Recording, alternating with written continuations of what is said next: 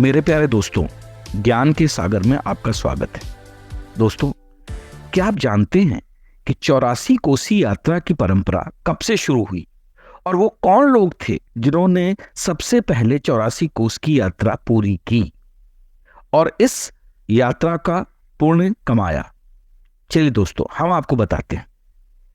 ये बात भगवान श्री कृष्ण के समय की है।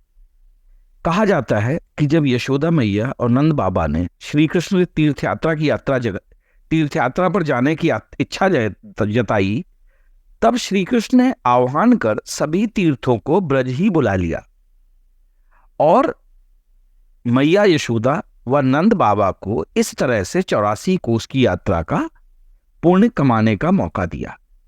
अब तभी से यह परंपरा शुरू हुई। अब ये यात्रा जो है बहुत ही महत्वपूर्ण है और इसका पूर्ण प्रभाव बहुत ही ज्यादा है। ब्रज 84 कोस की परिक्रमा 1,84,000 योनि के अंदर जो कहते हैं सबसे बड़ी परिक्रमा मानी जाती है, जो कि मनुष्य 1,84,000 योनि के बाद ही मनुष्य का जीवन होता है। कहा जाता है कि हर प्रकार की जो संकट होती है उसको ये वृंदावन, मथुरा, गोकुल, नंदगांव, बरसाना, गोवर्धन सहित वो सभी जगह जहां श्री कृष्ण जी का बचपन बीता और आज भी जहां उनको महसूस किया जा सकता है, वो सारा एरिया जो है, सांकोर जैसा एरिया भी 84 कोस की यात्रा का हिस्सा है।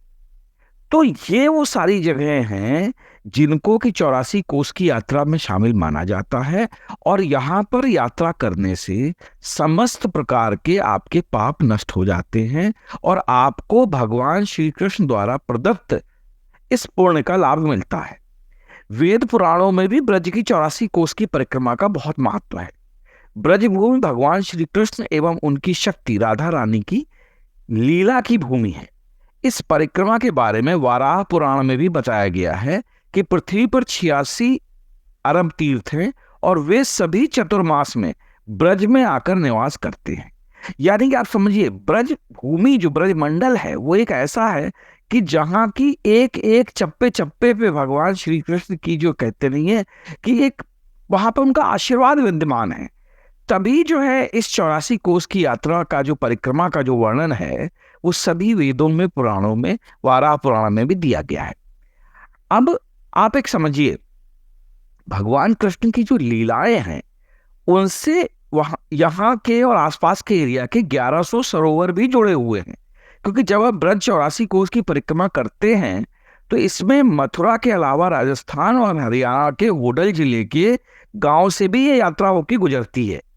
करीब 268 किलोमीटर की परिक्रमा मार्ग में यहाँ पर जो अपने परिक्रमार्थी हैं उनके लिए 25 पड़ाव स्थल हैं और इसमें करीब 1100 सरोवर भी पड़ते हैं कि जो इस ब्रज 84 कोस की यात्रा के पड़ाव, या आप उनको मतलब उनके जुड़े हुए आप स्तंभ मान सकते हैं। पूरी परिक्रमा में करीब 1300 करीब के आसपास गांव हैं। कृष्ण की लीलाओं से जुड़े 1100 सरोवर, 36 वन उपवन पहाड़ पर्वत पड़ते हैं।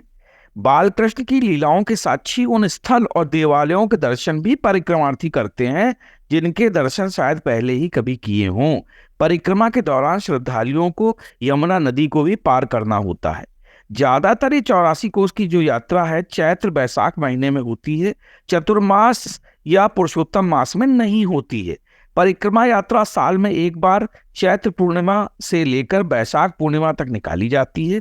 कुछ लोग अश्विन माह में भी विजयादशमी के पश्चात शरद काल में परिक्रमा आरंभ करते हैं। शैव मत और वैष्णव मत में परिक्रमा के अलग अलग समय हैं, लेकिन इसका महत्व जो है बहुत ही ज्यादा है। ये भी कहा जाता है कि जो भी भगवान श्री कृष्ण मैया यशोदा और नंद बाबा के लिए किया, ये आपको 84 लाख योनियों से छुटकारा दिला सकती है। परिक्रमा लगाने से एक एक कदम पर जन्म जन्मांतर के पाप नष्ट हो जाते हैं। शास्त्रों में भी ये कहा गया है कि इस परिक्रमा को करने वालों को एक एक कदम पर अश्वमेध यज्ञ का फल मिलता है। साथ ही जो व्यक्ति इस परिक्रमा को करता है उस व्यक्ति को निश्चित ही मोक्ष की प्राप्त होती है। गर्ग संहिता में भी कहा गया है कि भगवान श्री कृष्ण से यशोदा मैया और नंद बाबा ने 4 धाम की यात्रा की इच्छा जाहिर की। तो भगवान श्री कृष्ण ने कहा कि आप बुजुर्ग हो गए हैं, इसलिए मैं आपके लिए यही सब तीर्थों को बुलवा देता हूं। और उसका आवाहन करके उन्होंने उन तीर्थों को वहां पर बुलवा दिया। उसी समय से केदारनाथ और बद्रीनाथ धाम भी वहीं पर मौजूद हो गए। 84 कोस के अंदर राजस्थान की सीमा पर मौजूद पहाड़ पर केदारनाथ का मंदिर भी है। इसके अलावा गुप्त काशी, यमुनोत्री और गंगोत्री के भी दर्शन यहाँ श्रद्धालुओं को होते हैं। तत्पश्चात यशोदा मैया व नंद बाबा ने उनकी परिक्रमा की।